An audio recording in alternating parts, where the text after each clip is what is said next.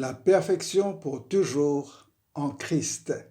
Chers frères, chères sœurs, chers amis, bienvenue à l'écoute du message de ce dimanche intitulé « La perfection pour toujours en Christ ». Votre première réaction en prenant connaissance de ce titre? Je vous entends dire « Cela ne peut s'appliquer à moi.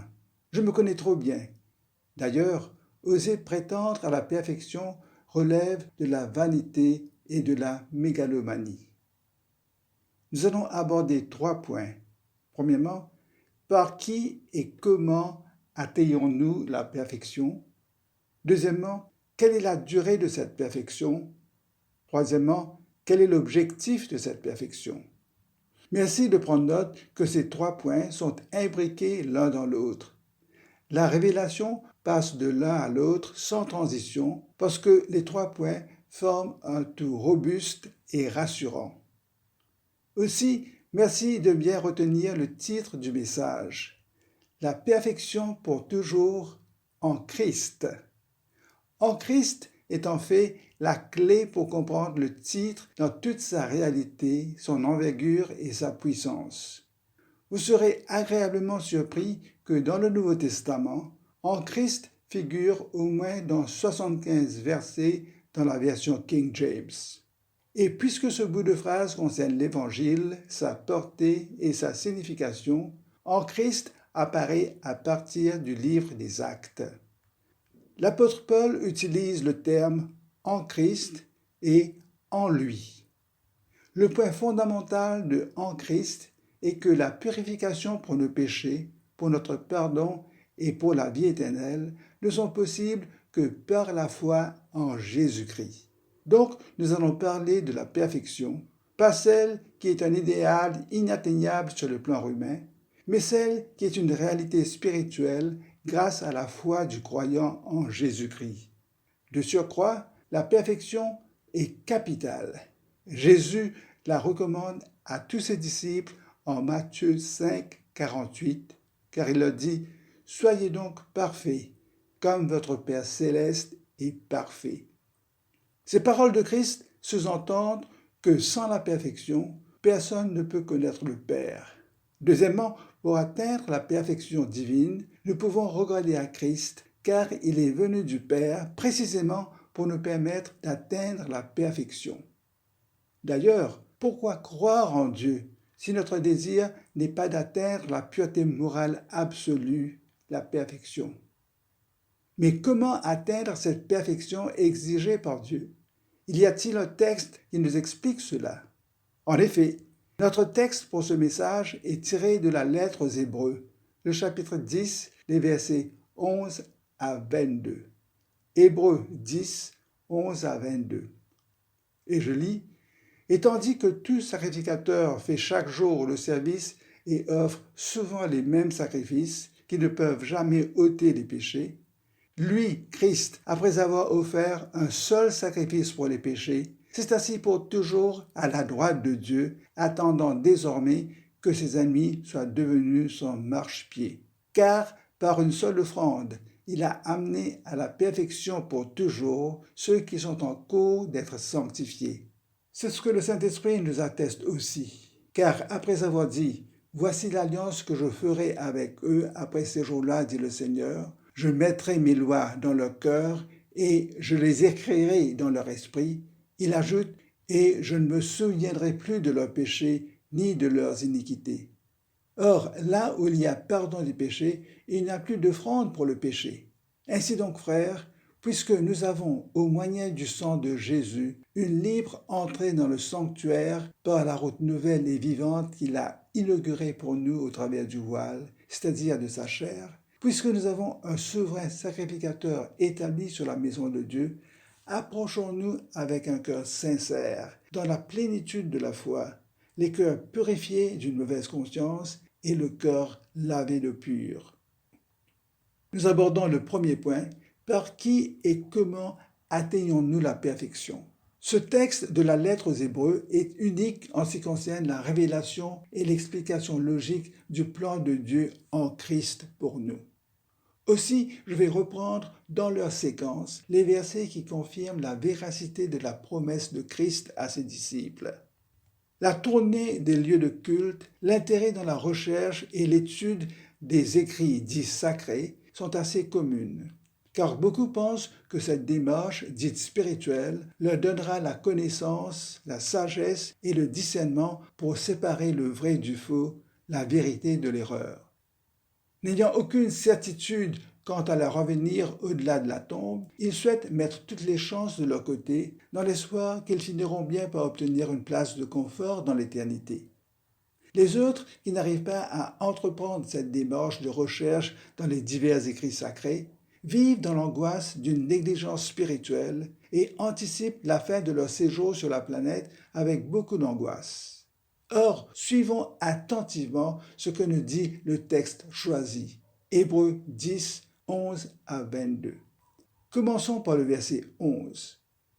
Et tandis que tout sacrificateur fait chaque jour le service et offre souvent les mêmes sacrifices qui ne peuvent jamais ôter les péchés.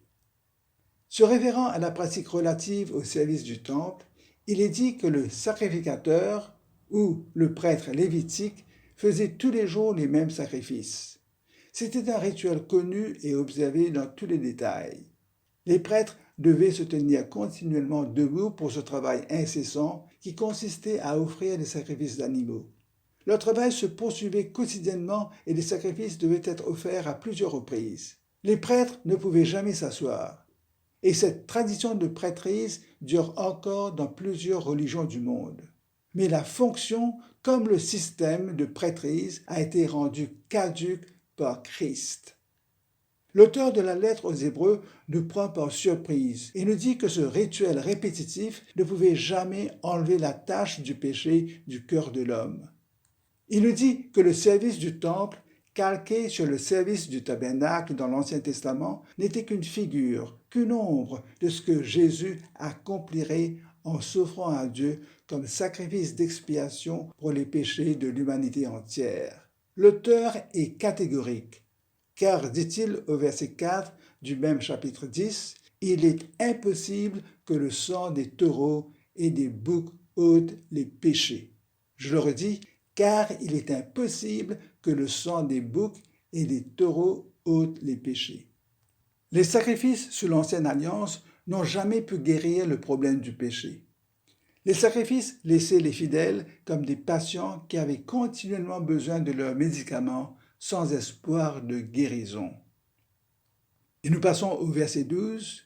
Lui, Christ, après avoir offert un seul sacrifice pour les péchés, s'est assis pour toujours à la droite de Dieu, attendant désormais que ses ennemis soient devenus son marchepied.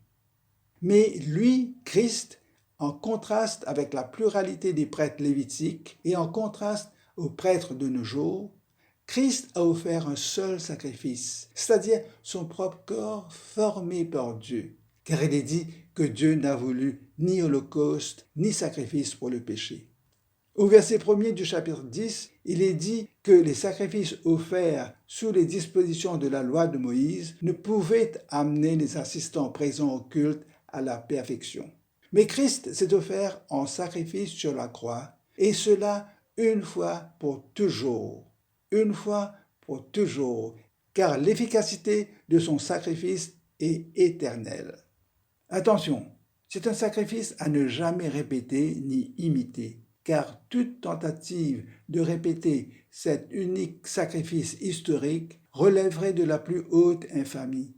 Ce serait le plus grand sacrilège, la plus grande profanation, le plus grand blasphème. Je le dis avec respect, mais avec beaucoup de crainte pour ceux qui s'adonnent à répéter à l'aveuglette le sacrifice de Christ ad infinitum selon leur pratique religieuse. Je dénonce cette hérésie, car la mauvaise compréhension de la raison du sacrifice de Christ fait que des millions continuent d'offrir aujourd'hui, dans leur ignorance, sur un autel de leur fabrication, un Jésus qui est le produit de leur imagination hérétique comme sacrifice. Ironiquement, ils font fi, ils annulent ainsi la réalité et l'efficacité éternelle de l'œuvre de celui qu'ils réclament comme leur sauveur. Un seul sacrifice pour les péchés, d'où l'emphase sur la nature définitive de l'efficacité du sacrifice de Christ. Rappelez-vous le verset 10.4. Car il est impossible que le sang des taureaux et des boucs ôte les péchés. Nous ajoutons dans la même catégorie du sang des taureaux n'importe quelle autre offrande ou sacrifice offert par l'homme dans le cadre de l'observance de ses rituels religieux. Or, ayant terminé son œuvre sur la croix pour notre purification, Jésus s'est assis à la droite de Dieu. Cette posture de Jésus-Christ à la droite de Dieu est importante. Cela montre que son œuvre de rédemption est définitivement terminée. La posture assise de Christ à la droite de Dieu signifie au moins 3 choses. La première est que son œuvre d'expiation a été accomplie. Christ n'a pas besoin de se tenir debout quotidiennement pour offrir à plusieurs reprises le même sacrifice inefficace comme les prêtres sous l'Ancienne Alliance. Il ne se tient pas debout non plus comme les prêtres du jour pour offrir des sacrifices pour le péché. Le seul sacrifice de son propre corps est parfaitement complet et a été accepté par Dieu. Deuxièmement, cela signifie que Dieu est satisfait du sacrifice de Jésus. Dieu honore Christ à sa droite pour démontrer à quel point il est pleinement satisfait de la dette payée par Christ pour le péché. C'est une révélation pour nous démontrer que nos péchés ont effectivement été effacés. Troisièmement, cela signifie que Christ est souverain sur tous ses ennemis et tous ses détracteurs. Ils lui seront tous soumis.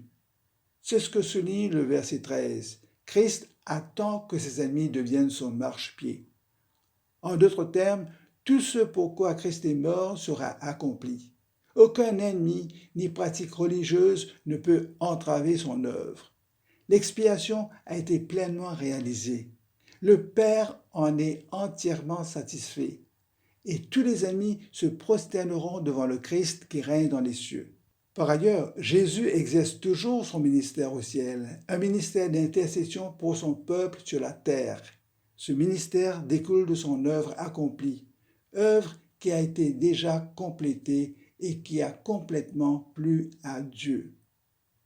Je m'y suis attendu pour dire combien il est capital de bien comprendre l'unicité du sacrifice de Jésus, afin de ne plus s'associer par ignorance ou à l'aveuglette aux pratiques qui offensent Dieu et qui vont contre la clarté de la révélation biblique. Chers tous, je vous exhorte à adopter la démarche des Béréens qui vérifiaient tout, même les enseignements de l'apôtre Paul. Par qui et comment atteignons-nous la perfection? La réponse se trouve dans ce verset 14. Car par une seule offrande, Christ a amené à la perfection pour toujours ceux qui sont en cours d'être sanctifiés. Je redis, car par une seule offrande, Christ a amené à la perfection pour toujours ceux qui sont en cours d'être sanctifiés. C'est ce verset qui a inspiré le titre « La perfection pour toujours en Christ ». C'est le cœur de notre message dont la finalité est de vous convaincre que Christ nous suffit. Qu'en Christ, nous sommes en sécurité. Que Christ est notre sûreté. Christ est notre sécurité parfaite pour l'éternité. En effet, par une seule offrande, une unique offrande, c'est-à-dire son corps d'homme parfait pour recevoir toute la colère de Dieu contre nos péchés, Dieu a mis sur Christ tous nos péchés. En retour, Dieu implante en nous la perfection, la justice de Christ, la dikaiosune, pour faire de nous de nouvelles créatures par la foi. Dieu nous donne ainsi, par la foi en Christ, la perfection nécessaire pour que nous fassions partie de la famille de Dieu. Ce verset 10-14 affirme que Christ a amené à la perfection. A amené à la perfection traduit le verbe tétéléioken,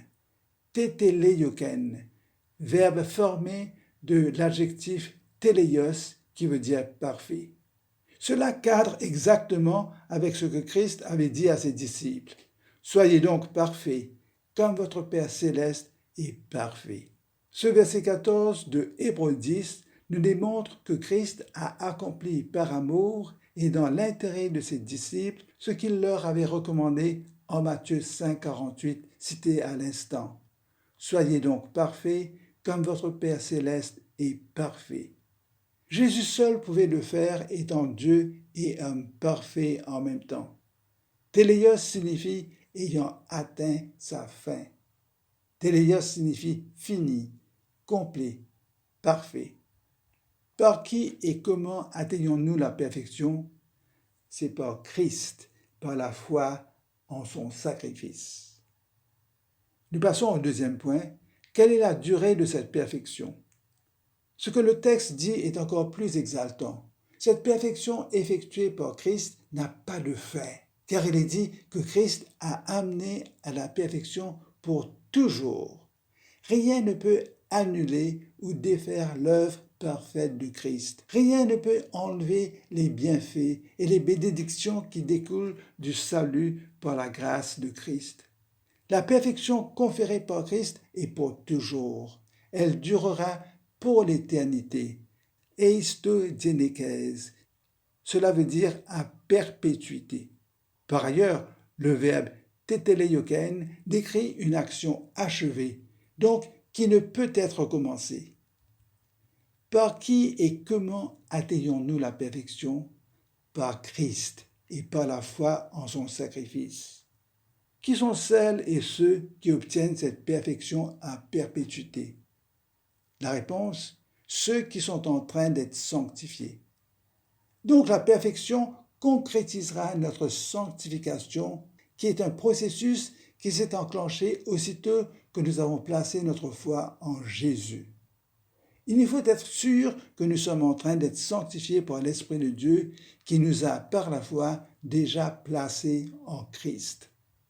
La sanctification, c'est-à-dire l'action de rendre saint, se comprend à la lumière du verset 10, Hébreux 10, 10, que je cite, « C'est en vertu de cette volonté que nous sommes sanctifiés par l'offrande du corps de Christ une fois pour toutes. » C'est en vertu de cette volonté, ça veut dire la volonté de Dieu, que Christ s'est offert comme sacrifice pour recevoir toute la colère, toute la condamnation et toute la punition de Dieu pour les péchés de l'humanité. Et le verset nous dit, c'est en vertu de cette volonté de Dieu que nous sommes sanctifiés par l'offrande du corps de Jésus-Christ une fois pour toutes. Aussi longtemps que nous serons dans ce corps mortel, nous aurons besoin d'être sanctifiés, même si l'offrande de Christ a été achevée une fois pour toutes. Il nous faut bien comprendre qu'il y a une double action. La première est l'offrande de Christ qui est déjà parfaitement complétée. La seconde, c'est-à-dire notre sanctification qui est toujours en cours, car nous ne sommes pas encore glorifiés. Notre glorification à l'avènement de Christ achèvera notre sanctification. Pour donner une double assurance de nos deux premiers points du message, nous avons le témoignage du Saint-Esprit. Et nous lisons au verset 15, « C'est ce que le Saint-Esprit nous atteste aussi. Car après avoir dit, « Voici l'alliance que je ferai avec eux, après ces jours-là, dit le Seigneur, je mettrai mes lois dans leur cœur, et je les écrirai dans leur esprit. » Il ajoute, « Et je ne me souviendrai plus de leurs péchés, ni de leurs iniquités. » Le Saint-Esprit confirme que nos péchés sont ôtés, sont effacés et oubliés. Et au verset 18, « Or, là où il y a pardon des péchés, il n'y a plus d'offrande pour le péché. » Enfin, la confirmation de la nature définitive de l'offrande de Jésus, qui est notre victime propitiatoire une fois pour toutes aux yeux de Dieu. Puisque Dieu a donné la preuve de son acceptation du sacrifice de Jésus en le ressuscitant des morts, l'auteur de la lettre aux Hébreux dit qu'aucune autre offrande n'est requise. Là où il y a pardon des péchés, il n'y a plus d'offrande pour le péché. Aucune autre offrande n'est requise. Bien sûr, nous évoquons le sacrifice de Jésus en notre faveur au moment de grande grâce à Dieu pour notre salut. Mais à aucun moment nous ne répétons son sacrifice en priant que Christ descende du ciel pour être sacrifié de nouveau sur notre autel. Cela est une croyance et un enseignement pernicieux qui mène l'âme de celles et de ceux qui s'y adonnent par ignorance à leur perte. Par ailleurs, même si la croix est reconnue comme un symbole de notre rédemption, le symbole de la croix n'est pas surmonté d'une ressemblance à quelque corps humain suspendu. Le corps du Christ, fait pécher par Dieu lui-même, fut descendu de la croix pour son ensevelissement, suivi de sa résurrection dans un corps glorifié. Christ est monté au ciel sous le regard de ses apôtres, et il est assis à la droite du Père au ciel. La croix est vide. Gloire à Dieu. La croix est vide. Amen. Le tombeau est vide. Amen. Lors de l'observance de la Sainte Seine, nous remercions Dieu pour sa miséricorde envers nous. Nous remercions Dieu pour notre purification grâce à la nouvelle alliance en Christ. Nous remercions Dieu de nous avoir épargnés de la mort spirituelle et du jugement éternel. Et nous célébrons en même temps notre délivrance du péché en annonçant le retour de Jésus dans la gloire. Nous passons au troisième point. Quel est l'objectif de cette purification? Et nous allons nous référer au verset 19 à 22. Ainsi donc, frères, puisque nous avons, au moyen du sang de Jésus, une libre entrée dans le sanctuaire par la route nouvelle et vivante qu'il a inaugurée pour nous au travers du voile, c'est-à-dire de sa chair, et puisque nous avons un souverain sacrificateur établi sur la maison de Dieu, approchons-nous avec un cœur sincère, dans la plénitude de la foi, les cœurs purifiés d'une mauvaise conscience et le cœur lavé d'une pure.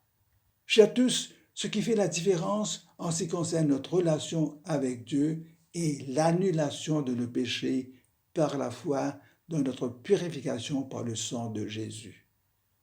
Mais Christ, nous dit la lettre aux Hébreux, est venu comme souverain sacrificateur des biens à venir, et il a traversé le tabernacle le plus grand et plus parfait qui n'est pas construit de main d'homme, c'est-à-dire pas de cette création. Et Christ est entré une fois pour toutes dans le lieu très saint, non avec le sang des boucs et des veaux, mais avec son propre sang, ayant obtenu une rédemption éternelle. Le moyen de notre purification est le sang de Jésus, comme il est dit en Hébreux 10, 19. Quand Christ est mort sur la croix, il est entré en personne comme notre souverain sacrificateur dans la présence de Dieu, portant son propre sang. Tout ce qui n'était que figure et ombre précédemment est devenu réalité éternelle pour notre rédemption. 4 éléments essentiels à retenir. Premièrement, Christ est l'agneau de Dieu sacrifié pour nous. Deuxièmement, Christ est le propitiatoire qui reçoit le sang de son propre sacrifice qui satisfait l'exigence de la sainteté.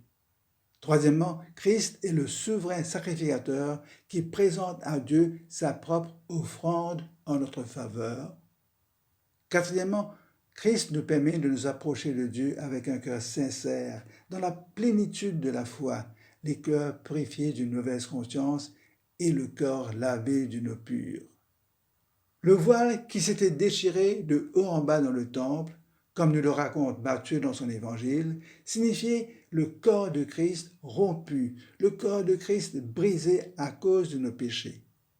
L'objectif de notre perfection est une libre entrée dans le sanctuaire de Dieu par la route nouvelle et vivante que Christ a inaugurée pour nous au travers du voile. Route qui reste encore ouverte à toutes celles et à tous ceux qui veulent y avoir accès par la repentance et par la foi en Christ. Christ a tout parfaitement accompli afin de nous conférer sa perfection pour toujours. En guise de conclusion, voici 5 exemples de l'emploi de « en Christ » et les heureuses conséquences pour ceux et celles qui par la foi se savent déjà en Christ ou qui veulent sans tarder se confier en lui et en lui seul. Béni soit Dieu, le Père de notre Seigneur Jésus-Christ, qui nous a bénis de toutes sortes de bénédictions spirituelles dans les lieux célestes en Christ. En lui, En Christ, Dieu nous a élus avant la fondation du monde pour que nous soyons saints et irrépréhensibles devant lui. En lui, en Christ, nous avons la rédemption par son sang, la rémission des péchés selon la richesse de sa grâce. En lui, en Christ, nous sommes aussi devenus héritiers, ayant été prédestinés suivant la résolution de celui qui opère toutes choses d'après le conseil de sa volonté. En lui, en Christ, vous aussi, après avoir entendu la parole de la vérité, l'évangile de votre salut, en lui vous avez cru et vous avez été scellés du Saint-Esprit qui avait été promis. Sans Christ, vous ne pouvez rien faire, a dit Jésus à ses disciples. Et aux religieux de son époque, Jésus avait dit, « Vous sondez les Écritures parce que vous pensez avoir en elles la vie éternelle. Ce sont elles qui rendent témoignage de moi. Et vous ne voulez pas venir à moi pour avoir la vie. » Chers tous, mais en Christ, nous devenons justice de Dieu, possédant la perfection comme Dieu nous le veut pour l'éternité, par amour pour Jésus-Christ. Je vous invite à prier. Prions. Père éternel, nous te disons merci pour ta parole qui ne finit pas de nous instruire, de nous éclairer et de nous rassurer en ce qui concerne ton plan pour notre salut, par la repentance et par la foi en l'unique offrande de Jésus. Nous nous réjouissons que c'est Christ qui nous a rendus sensibles à ta perfection et que c'est par Christ, c'est par la foi en son unique sacrifice que nous atteignons la perfection absolue pour toujours. Car par une seule offrande, Christ a amené à la perfection pour toujours ceux qui sont en train d'être sanctifiés. Père, épargne-nous des discours, des messages et des tromperies qui ont le vernis religieux, mais qui sont diffusés pour nous séduire. Donne-nous le discernement par ton Saint-Esprit pour nous protéger contre les faux enseignements. Donne-nous une fin pour l'étude de ta parole par l'assistance de ton Saint-Esprit. Seigneur, merci pour la réalisation de ton plan parfait pour nous. En Christ et à son retour, notre restauration sera achevée. À toi la gloire au siècle des siècles. Amen. Chers tous, merci de votre attention. Gloire à Dieu pour l'éclairage de l'étude de sa parole. Faute de diapositives qui rendraient le message plus visuel, je vous recommande de suivre le message dans sa version PDF. Merci de nous joindre sur le 5-251-4952. Le 5-251-4952. Que la grâce du Seigneur Jésus, l'amour de Dieu et la communion du Saint-Esprit soient avec vous tous. À bientôt.